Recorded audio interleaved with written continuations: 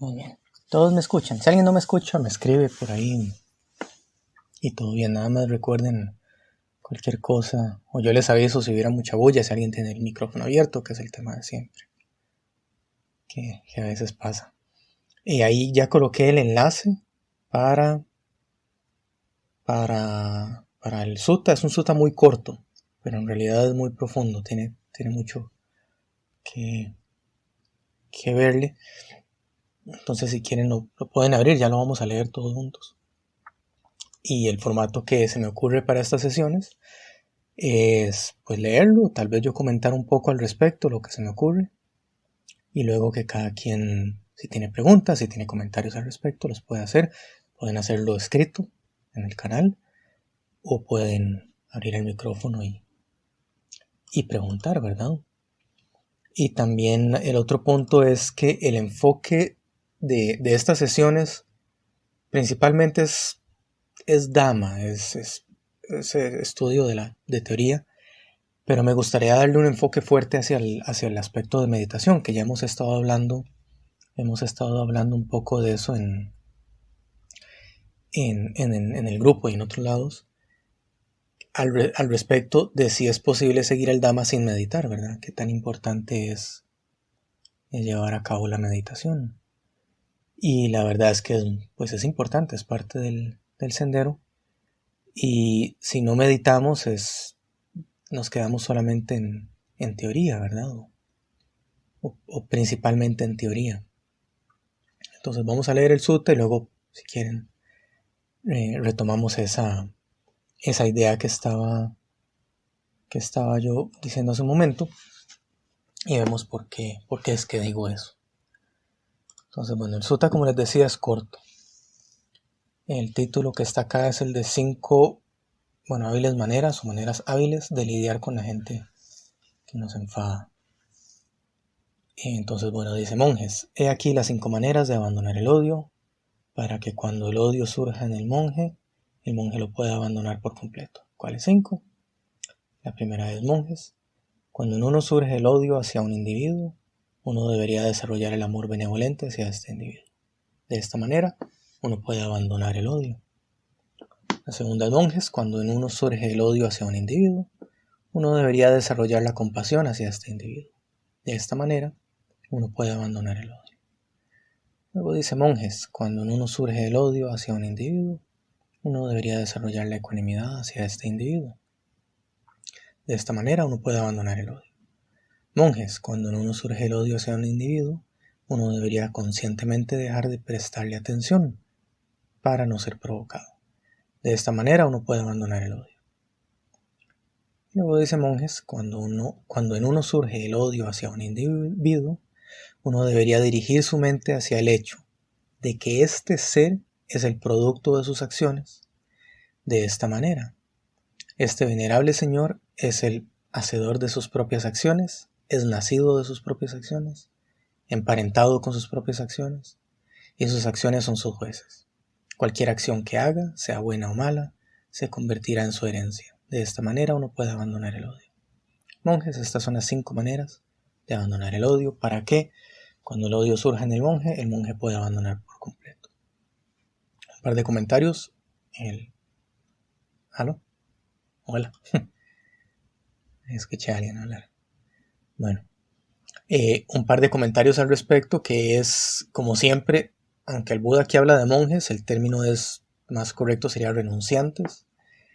Y eso es para recordar que en realidad esto no es algo que le esté dirigiendo únicamente a la sangha monástica, no es solo para monjes y monjas, es para todos. Cualquier persona que está estudiando el Dhamma o que está haciendo este tipo de prácticas, entra acá, ¿verdad? Esto no es una práctica exclusiva de los monjes. Y el otro comentario aquí al respecto es que estaba en realidad viendo esa traducción, porque a veces hay palabras que es bueno cuidar, y al final dice que las acciones son sus jueces. Y en el original no encontré realmente que dijera jueces, sino que la idea es un poco distinta. Es como que el Dhamma... No, escuché a alguien. Como que el Dhamma es el que determina los resultados, ¿verdad? No es verlo tanto como un juez, aunque tal vez estoy siendo un poco cauteloso por ahí, pero es para evitar ciertas ideas que a veces me llegan preguntas y demás de que si el karma es un tipo de juicio o penas, y en este caso no lo es simplemente que nuestros actos van a determinar los resultados de los mismos. Creo que alguien ahí se escucha, no sé si le puede poner tal vez silencio, creo que es Verónica, por si acaso. ¿Me escucha? Bueno. Entonces, siendo un poco cautelosos con esa palabra, ¿verdad? Con esa traducción. Bueno, nada más como así, como grandes rasgos, esas dos aclaraciones que quería hacer. Que a veces es bueno tener claras ciertas ideas, ¿verdad? Ahora bien, ¿por qué me gustó tanto este sutta? Porque salió de una pregunta que me enviaron el otro día y me hicieron una referencia al sutta y leyéndolo no lo recordaba bien y me gustó mucho. Entonces veamos punto por punto tal vez las recomendaciones del Buda. Y si alguien no conoce algunos de estos términos puede pedirme para que los aclare mejor o alguna pregunta que tengan, porque algunos tienen bastante de qué hablar. Entonces la primera recomendación que el Buda da es de amor benevolente, que esto es metta.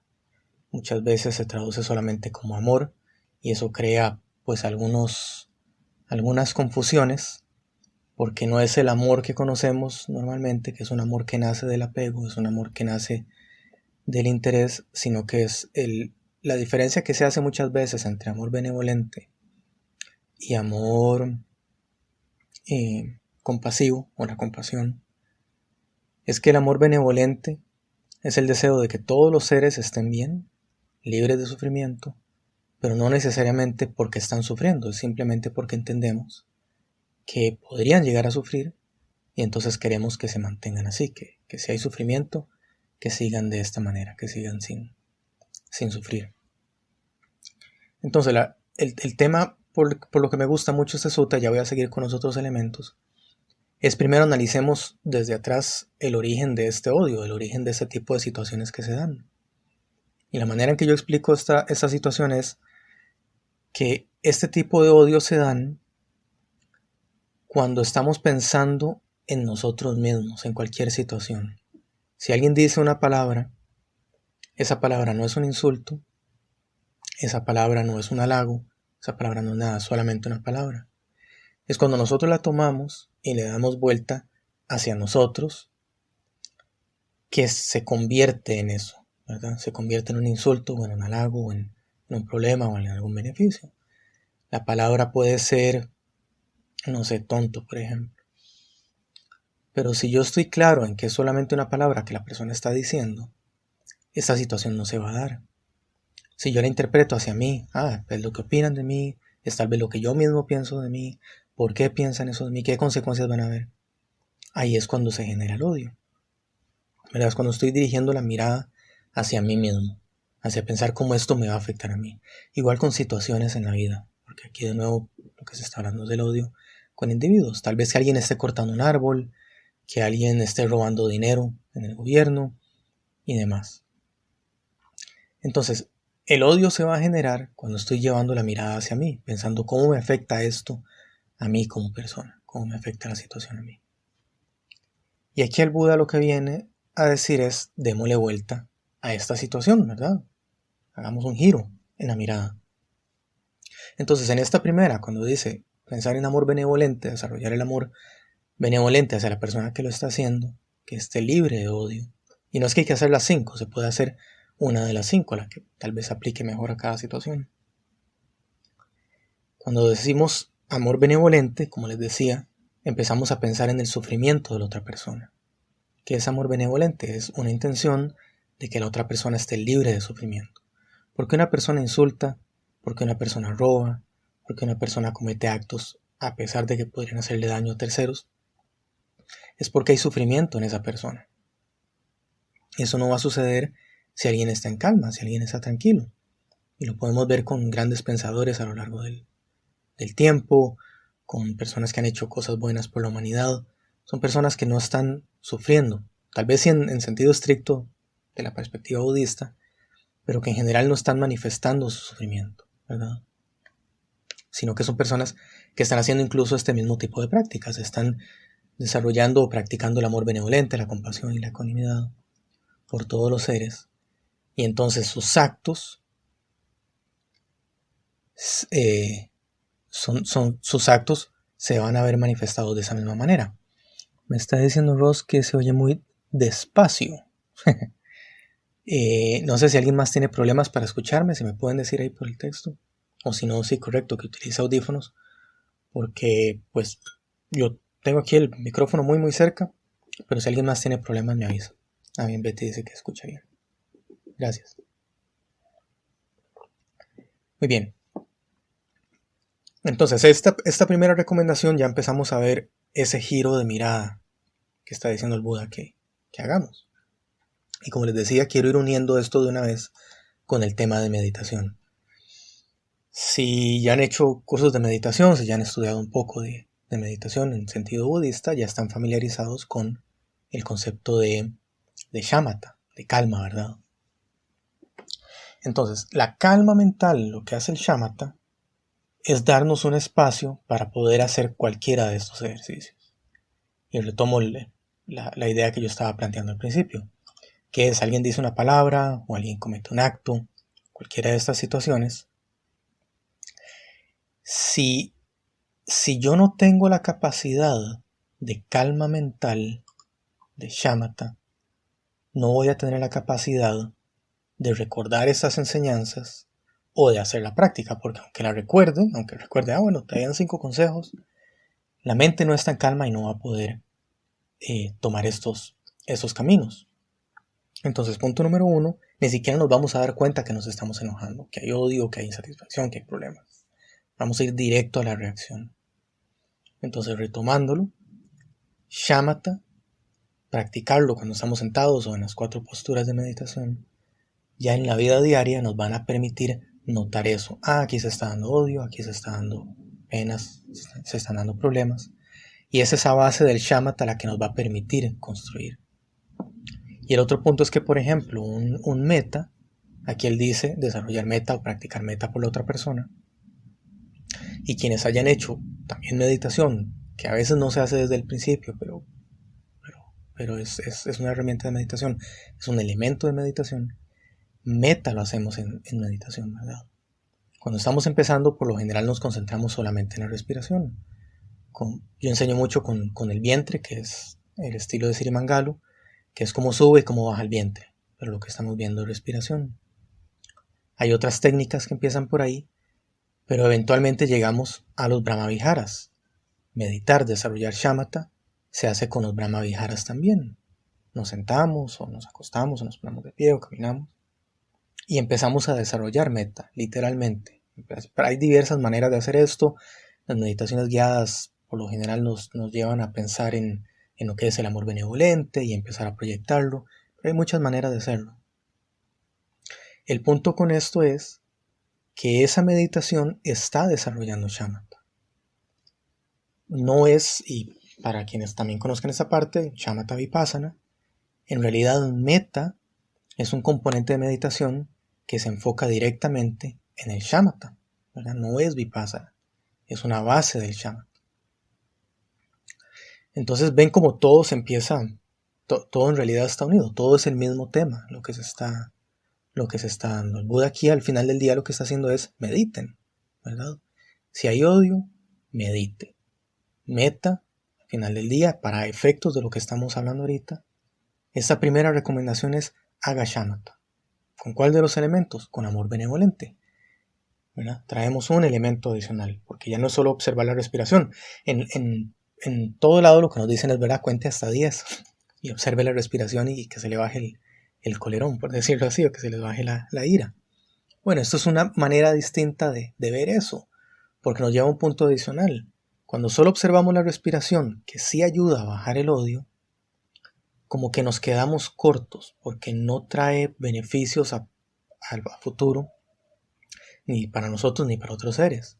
Ese mismo ejercicio que es el que nos dan en todo lado, que es cuente hasta 10, observe la respiración, permita que se vaya la ira, en este caso tiene un beneficio adicional, que es que estamos desarrollando amor benevolente, ¿verdad? Estamos aprendiendo a tener ideas positivas por una persona o por un ser que hace un momento nos generó algún tipo de penas e insatisfacción. Entonces ven qué lindo que es ese cambio, que ya no es solamente bajar y pensar en mí y calmarme yo, sino que además estamos tratando de entender a la otra persona, tener buenas intenciones para la otra persona, que todos estén bien, ¿verdad? Y vean que en una línea tan sencilla como esa, y solamente estamos viendo la primera, hay tanto detrás, tanta información detrás y tantos beneficios de tal vez hacer esa práctica de esa manera. Bien, el segundo, que es la compasión, como les decía, también se traduce como amor compasivo, es muy similar al primero y por eso son las opciones. Por lo general lo que decimos es que esa es la diferencia. En amor benevolente es no necesariamente la otra persona está sufriendo. Yo nada más digo que esté bien. Y todo bien si hay sufrimiento o no, eso no es importante. Compasión, la gran diferencia que hacemos por lo general es cuando ya notamos que sí hay sufrimiento. Entonces es casi igual al meta, pero ya diciendo que baje, que lo que esté haciendo a la persona o al ser sufrir, que eso desaparezca. Y quizá en este caso tiene más sentido ese segundo, porque si es alguien que hizo algo con enojo, como les decía los ejemplos, tal vez que está robando y demás, sabemos que hay sufrimiento. Entonces tal vez ahí sería bueno hacer compasión. Pero ¿qué tal si el odio viene de simplemente que la persona tiene un gusto musical que no nos gusta, que no lo compartimos y nos genera ira eso, que es perfectamente normal, al menos para mí? Yo no sé por qué yo soy tan apasionado de cuando la gente pone música. O que tal vez ir caminando, tal vez con eso sí se pueden relacionar más. Cuando uno va por la central y todas las tiendas tienen música a todo volumen. Bueno, pues tal vez ahí no están sufriendo, están nada más tratando de hacer sus ventas. Y igual, a veces es molesto ir caminando y que cada tienda tenga una canción distinta y todas suenen a tal volumen que no le permite a uno ni hablar por la calle o caminar bien. Entonces, bueno, esa es como la diferencia. Y el tercero, aquí que trae el Buda, es la ecuanimidad. Y la ecuanimidad en este caso viene de un entendimiento profundo de lo que está sucediendo. Entiendo que la persona está haciendo algo que proviene de su sufrimiento. Entiendo que no necesariamente está dirigido a mí. Entiendo todo y la mente se mantiene completamente en calma, ¿verdad? Y estos tres primeros son parte de los Brahmaviharas. Hace poco estaba hablando de ese tema y el comentario que hacía era que me parece interesante que no estuviera la felicidad amistosa, se le llama. Hay alguien que está sonando mucho en este momento, no sé si podrían revisar los micrófonos que estén en silencio porque hay alguien como que está como raspando. Tal vez los dos que veo con el micrófono abierto son Raúl y Ross, tal vez podrían revisar por favor porque ahí suena y entonces no sé si los demás escuchan bien. Gracias. Que entonces el que falta aquí es felicidad, se llama felicidad amistosa, que es el deseo de que todos los seres sean felices a pesar de que eso implique mi infelicidad, por decirlo de una manera. Entonces el ejemplo que a mí siempre me gusta es el de que yo tengo una pareja, venga alguien y se lleve a esta pareja, ¿verdad? O que la pareja me deje por esa otra persona y estar feliz, decir, bueno, era una buena pareja, que dicha por él que ahora, o ella, que ahora tienen a alguien tan bueno en su vida, ¿verdad? Que es tal vez un poco difícil, o que alguien se lleve un trabajo que yo estaba deseando y demás. En ese tipo de situaciones se desarrolla esa felicidad, decir, qué bien, porque era algo que yo quería, porque era bueno, y me alegra que esa otra persona lo tenga. Y por lo general es un poco difícil imaginarse que podemos hacer eso, pero sí es posible llegar a hacerlo. Entonces, esos son los 4 Brahmaviharas. Y lo que pensaba yo era que qué interesante que solo están los 3 primeros y no ese otro. No. Pero bueno, confiemos en que el Buda sabe lo que está haciendo Y quedémonos con esos 3 de recomendación. El otro que está acá es, bueno, dice uno debería conscientemente dejar de prestarle atención.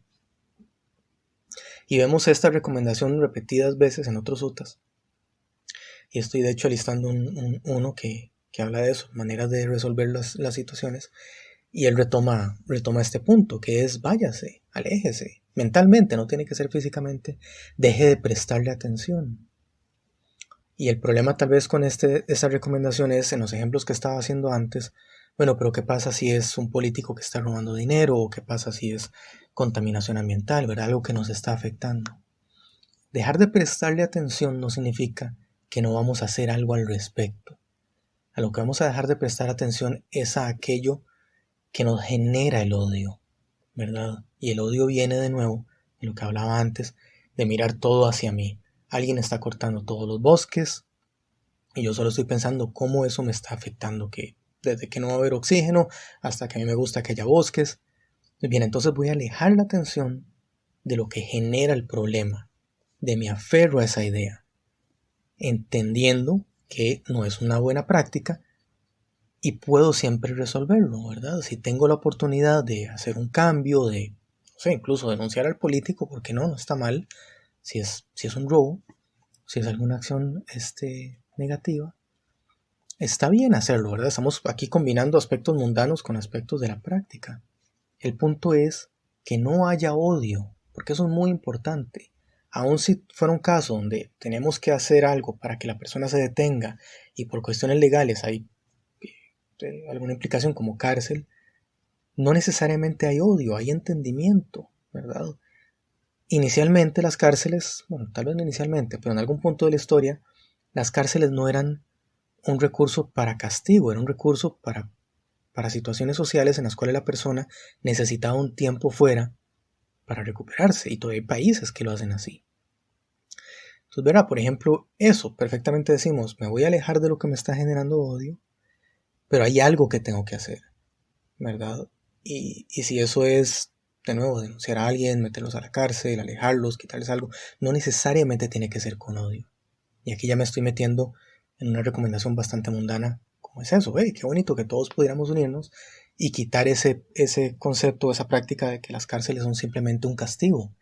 No, qué lindo que pudiera ser que es un lugar donde ayudamos a las personas, se les da terapia, se recuperan y ya no vuelven a cometer actos negativos, ¿verdad? Qué lindo sería hacer ese tipo de cosas así. Y eso solo se puede hacer si no tenemos odio en la mente.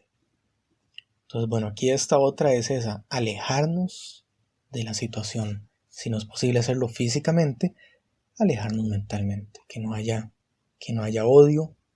Quitamos esa idea de que la que está generando el problema y simple y sencillamente lo resolvemos. Sí se puede resolver. Muy bien. Y el último punto que queda acá es lo que amarra todo, tal vez. Amarra la respuesta de por qué tenemos que hacer eso, por qué podemos hacer eso. Y es que también muchas veces sucede, y eso hablo muy, muy personalmente, al menos que yo sé que a mí me pasa muchas veces, es que uno piensa que uno tiene que resolver la situación, que hay algo que hacer y por no abrir la mirada, hoy teníamos esa conversación en el grupo, por tener una mirada cerrada, se generan estos problemas. Si yo entiendo que esas acciones por sí mismas van a tener resultados, yo no tengo nada que hacer ahí, ¿verdad? Y aquí sí tal vez voy a repetir el ejemplo de antes, pero lo voy a hacer un poco más espiritual y no mundano. Digamos que hay alguien cortando árboles y sabemos que va a destruir todos los bosques. La visión mundana es, alejemos el odio, pero detengamos la situación. Porque nos vamos a quedar sin bosques, todos nos vamos a morir. Ya vimos las teorías de que ahora este virus que está surgiendo ahora es justamente por eso, porque estamos destruyendo la naturaleza, muchas cosas. Muy bien, la versión mundana sería y resolvámoslo. La versión quizá un poco más espiritual, más del Dhamma es, sabemos que los actos de esa persona se van a manifestar para esa persona. Entonces en realidad yo no tengo nada que hacer. Puedo quedarme meditando, aprovechar los últimos días que nos quedan de vida porque se van a ir todos los bosques. Sigo desarrollando mi mente y entiendo que los actos de esa persona se le van a manifestar, ¿verdad? No es muy práctico a nivel mundano, soy el primero que lo dice, no es práctico a nivel mundano, pero al menos es entender la propuesta que se está haciendo, ¿verdad? Y alguien dirá, bueno, sí, me voy a una caverna y me quedo meditando estos últimos días. Y los que no, que digamos, bueno, no, vamos a seguir acá, tomamos medidas. De nuevo, lo importante es que lo que se haga no tenga odio, que sea algo que hacemos con una mente tranquila y realmente con compasión, con amor benevolente, con ecuanimidad, porque si no nos estamos generando problemas a nosotros mismos, ¿verdad? Si lo hacemos con odio, esta última parte es la que nos dice, también estamos teniendo karma. Entonces, si vamos a hacer algo en una de estas situaciones, si lo hacemos con odio, estamos generando karma negativo. Si lo hacemos con ecuanimidad, con compasión, con amor benevolente, estamos generando karma positivo. Entonces es muy importante tener eso en mente, ¿verdad? Y ese último punto, que siempre es bueno recalcarlo en lo que es el karma, que dice, cualquier acción que se haga, sea buena o mala, se convertirá en su herencia. Aquí podríamos quitar el bueno o malo. El Buda lo que dice es que toda acción tendrá una reacción de acuerdo o consecuencias de acuerdo a la naturaleza de la acción. Entonces, para alejarnos un poco del bueno o malo, es simplemente lo que haga la persona se va a manifestar. Todo bien con eso que va a suceder, ¿verdad? Sí, tal vez así esto como introducción, creo yo que está un poco bien. No sé si quieren hacer algunas preguntas respecto al texto o algún comentario que tengan al respecto. Si quieren dar el micrófono, si quieren nada más la escriben. Y si no, yo puedo seguir hablando por días. Pero quisiera primero preguntarles si tienen preguntas.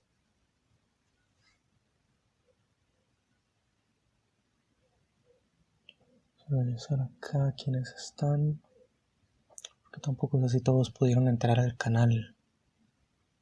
Pareciera que sí. Nadie con preguntas, nadie con comentarios. Bien.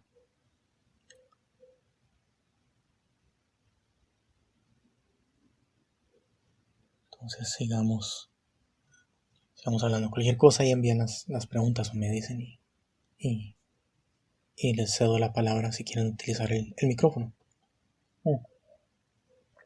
Veo que alguien está escribiendo. Verónica. Hola, buenas tardes, Verónica. Igualmente, gracias. Sí. A usted. Gracias, igual. Sí, es un buen punto porque hoy alguien publicó no sé en dónde algo que creo que se relaciona con eso. Porque sí, la historia de él es eso. Él vivió en un punto o sea, la historia de él, ¿verdad? Vietnam y demás, y toda esa época y como está ahora ya bastante mayor y enfermo, es exactamente ese ejemplo. Lo que él cuenta es que él desde pequeño ya quería ser monje, él se vestía de monje cuando era muy joven y demás. Y son de esas personas que ya traen esto, ¿verdad? Una naturaleza más de la práctica. Seguramente ha sido monje en vidas anteriores. Y justamente ese es el punto importante. Cuánto rencor, cuánto sufrimiento podría haber él tenido y qué distinto hubiera sido su camino, ¿verdad? Él buscó liberar su mente, liberar a la gente que la acompaña y podría haber tomado un camino de violencia. Afortunadamente tomó otro. La publicación que estaba viendo hoy era algo que me hizo gracia porque es algo que yo vengo hablando ya con otras personas. Y era alguien que dijo que pensemos en alguien que nació en 1900 y empieza a hacer un recuento de todo lo que a lo largo de este último siglo ha sucedido. Es una persona que vivió la Primera Guerra Mundial, la cuestión de España, la plaga de España, la pandemia española, como se llama, que en realidad no era de España, todo un tema interesante ese nombre. Luego la Segunda Guerra Mundial, la Guerra de Vietnam, la caída de 1929, etc. Todo lo que ha vivido una persona de esas, ¿verdad? Y ahora nosotros, como no hemos tenido tal vez momentos tan fuertes, como que la mente se toma el lujo de entonces sentirse mal más fácilmente y recurrir al odio. Ahora nos preocupan la conexión de internet, ¿verdad? Y antes era una carta y 3 semanas y no sabemos ni siquiera si ha llegado, muchas de estas cosas. Entonces es tomar todo eso en consideración, y quería empezar a hablar en el grupo más adelante un poco más de ese tema, de cómo hemos utilizado la meditación para sobrellevar esta pandemia, estar encerrados en las casas, que para mí es maravilloso poder estar todo el día meditando tranquilo sin tener que ir a trabajar. Entonces, pero para todo el mundo no es igual, ¿verdad? Entonces, ¿cómo un ejemplo como el Thich Nhat Hanh realmente nos explica estas enseñanzas del Buda? Darle vuelta y entender que a veces son condiciones que no estamos sabiendo llevar y que hay maneras de darle vuelta a todo eso. Dios dice que si tiene que ver con los 5 venenos, son los 3 venenos, tal vez ira, deseo e ignorancia, o son otros 5 que en este momento se me van. Dice cómo aprender en el caso de una persona. No, pero esa es como otra. En todo caso, los 3 venenos, pues sí, porque los 3 venenos son los que originan el kama, ¿verdad? En ese sentido. Y en realidad la pregunta de que si se relaciona, la respuesta siempre va a ser sí, eso es lo bonito. El Buda da una enseñanza muy concreta y siempre todo está relacionado. Entonces, la respuesta corta es sí, está relacionado. La respuesta más larga quizá es si son los 3 venenos, sí, porque son los 3 que por un lado que generan el kama, ¿verdad? Ira, deseo e ignorancia. Entonces, por un lado ira, que en este caso podríamos también verlo como odio, y la ignorancia, porque volvemos, tal vez ese último punto, recordar, es el kama de la persona, es lo que está haciendo. Si eliminamos esa ignorancia, pues de ahí excelente, ¿verdad? Ya no vamos a tener ese tipo de reacciones. Marisol dice que si donde aprendí la práctica sigo corriente. Le voy a dar la respuesta muy corta y si algún día quiere hablamos más, porque la respuesta es muy larga, además de ya casi 30 años de estudiar. La corriente que sigo se puede decir que es el Theravada, pero me gusta pensar un poco más que es budismo incipiente. Lo que pasa es que el Theravada bien practicado básicamente es budismo incipiente. Es tratar de ir realmente al canon, estudiar todo muy a profundidad, ser muy conscientes de que a veces pueden haber cosas que no son realmente budistas, el mismo canon puede haber sido modificado. Esa es la corriente que yo sigo. Y la práctica, pues han sido años de estudios, desde charlas que veo, estudiar, y recientemente estuve casi un año en Tailandia, he estado en otros monasterios, he estado en México y con otros maestros con Ayanamaro en Amaravati y demás. Entonces de ahí viene, de estudiar muchísimo y practicar, ojalá más, pero ahí si algún día quiere con calma, porque la historia es un poco más larga. He sido instructor de yoga, muchas otras cosas. Entonces sí, de ahí viene. Ira, deseo, ignorancia, sí, los 3 venenos. Entonces sí, Ross, yo diría que esa es la relación que tendría. Y de nuevo, la respuesta fácil es sí, porque todo está relacionado. Y la respuesta larga es que sí, con solo el último, la ignorancia, tendríamos ese... se me está devolviendo el sonido. No, es que son 3 venenos. A menos de que se me estén yendo, que sean 5. No sé si alguien tiene el micrófono o los parlantes abiertos y entonces se me está devolviendo lo que yo digo. Si pueden revisar, o si no es el ego, puede ser eco mismo mío aquí en la computadora, pero si no es alguien que tiene los parlantes abiertos y suena todo de vuelta. Déjenme hacer una prueba a ver si... ¿Todavía me escucho? No. Era, Gerardo, tal vez era usted porque lo acabo de poner en pausa, en silencio, y ya no se devuelve. Sí, entonces para terminar el punto con Ross, sí son 3, no son 5, a menos de que haya uno que se me haya olvidado en este momento y sea ese, pero en todo caso serían esos 3. Ross también pregunta, ¿cómo comprender en el caso de una persona con un cuerpo impuro y habla impura? ¿Cómo es posible que no tenga odio si no creo que pueda tener una calma mental si está lleno de ignorancia y aferramientos? Usted dice que la otra persona sea la que tiene el cuerpo y él habla impura. Sí, porque estoy pensando si es la otra persona o uno mismo el que estaría así. Yo creo que sería pues el mismo caso. No creo que pueda tener calma mental si está lleno de ignorancia de ferramentos. La otra persona. ¿Todavía me escuchan el eco? Que dice Fanega que se escucha el eco, pero creo que ya lo quité, espero. Si es la otra persona, es tal vez ese último punto el que más resuelve esa pregunta, que es entender qué son los actos de esa persona. En un retiro que estábamos haciendo, una vez llegó una muchacha, estaba muy enojada porque la compañera de cuarto no estaba siguiendo bien el retiro, ¿verdad? Entonces se levantó toda enojada. Y de la conversación que tuvimos fue esa misma respuesta. Bueno, pero concéntrese usted en su retiro. No puede uno estar siempre diciendo es que la otra persona, es que la otra persona, es que la otra persona tiene esta práctica o tiene actos indebidos y demás. Y eso es lo bonito de esos consejos, que a veces uno escucha y dice, nada más desarrolle meta. Y a veces eso suena como que no voy a hacer nada. Primero que todo, el simple hecho de desarrollar meta, estamos haciendo muchísimo. Principalmente porque nosotros vamos a estar bien, vamos a estar en calma. Eso nos abre la oportunidad de que el día de mañana hagamos algo mejor, algo por esta persona o algo beneficioso. Y la misma recomendación del Buda. Con solo que uno dé el ejemplo ya es algo maravilloso que estamos haciendo. Porque pasamos de decir se puede a enseñar se puede. Y eso es muy muy bueno, ¿verdad? Y por lo general tiene mejores efectos. Hace poco estaba viendo unas charlas, unos debates que últimamente me ha dado por ver bastante de esos debates. Son entre la ciencia y la religión. Y algo que he observado muy generalmente es que el panel se divide en dos. Hay científicos hablando y religiosos hablando. Y por lo general los científicos están muy tranquilos y la gente que representa la religión están muy alterados. Y tal vez es cultural. Yo dejé por muchas razones de ir a la iglesia.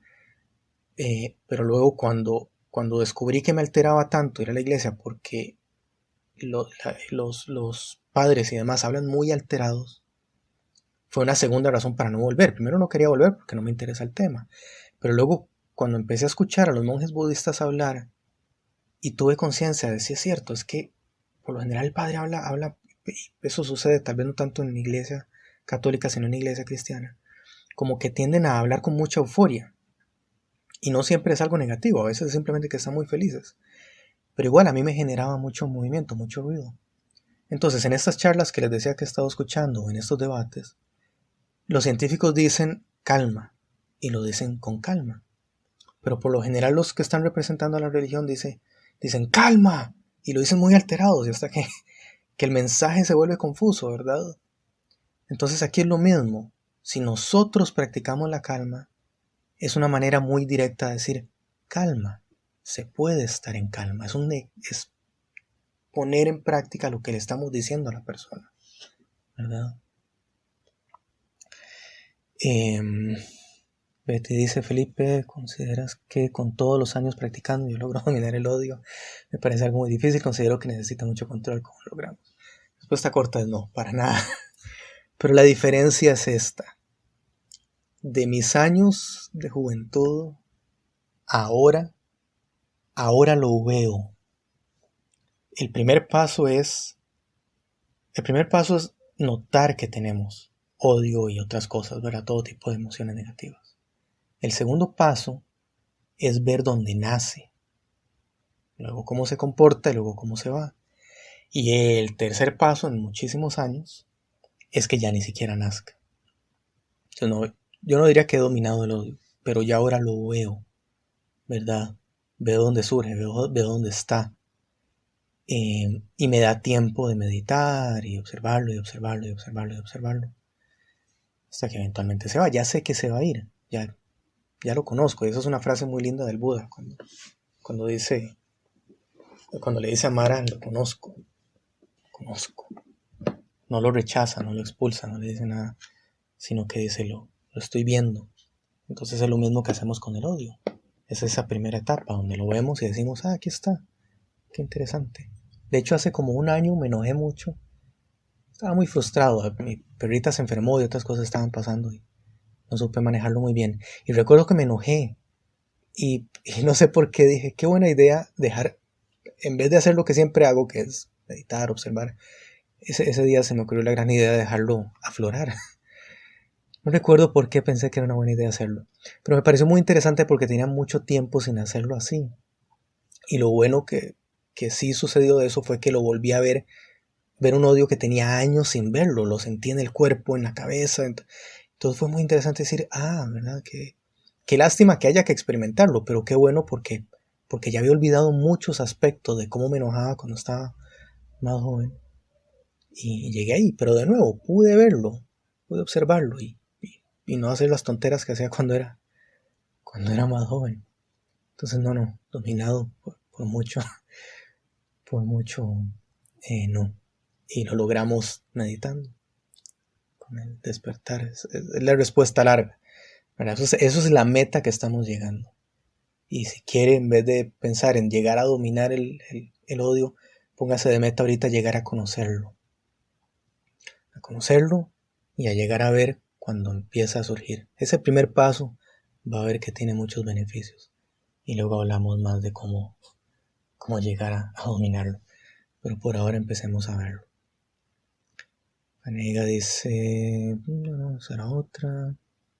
¿Dónde son esos debates? Lastimosamente aquí no hay, pero hay muchos. Australia ha estado haciendo bastantes, son los que se llama Festival de Ideas Peligrosas.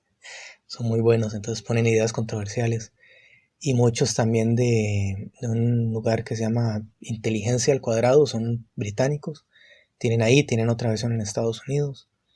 Y hacen cosas muy interesantes. Si quiere, después le paso algún par de enlaces para que los estudie. Gente muy buena, muy estudiada. Y por lo general, a mí me gustan porque me ponen a pensar bastante. Son planteamientos muy interesantes y me ayudan ahí a pensar en ciertas cosas. Sí, soy de Costa Rica, San José ahorita. ¿Qué más? ¿Cómo convertir el odio por alguien que ultraja o abusa a otra persona? Ahí tal vez yo daría dos respuestas. Una es la primera, la misma, sigue siendo alguien que está cometiendo un acto y recordar que siempre podemos desarrollar compasión, porque de nuevo, las mismas recomendaciones que está dando el Buda, entender que esa persona, veámoslo por ese lado si quiere, si pensamos que esa persona va a experimentar el resultado de esos actos, no deberíamos poder estar enojados, ¿verdad? Es como ver a alguien que va corriendo contra una pared. No podemos enojarnos, lo que podemos pensar es, le va a doler. Y quizá aquí podemos utilizar un sutta que es muy fuerte. Creo que sí es de un sutta. Casi seguro que es de un sutta. Si no, después hago la corrección porque podría ser de las historias de Yakata o Abhidhamma. Pero no importa. Sea realmente un sutta o no, expresa muy bien lo que deberíamos hacer. El sutta es un poco fuerte porque es una historia de una monja que la viola el hermano. Entonces, sí, creo que es una historia que explica uno de los pasajes del Dhammapada. Lo que me gusta de ese sutta es que lo que dice es que una vez que el hermano termina de violar a la monja, ella se levanta y lo que le dice es, no debería de hacer esto, no es bueno para usted. Entonces, claro, ¿verdad? No estamos ahí. Yo me cuento entre los que no estamos para tal vez tener ese tipo de reacciones, pero es muy lindo porque ella está haciendo justamente esta práctica. En vez de darse vuelta y pensar cómo me afecta a mí, esa es una compasión absoluta de pensar lo malo que fue ese acto y lo que le va a afectar a esa persona ese acto.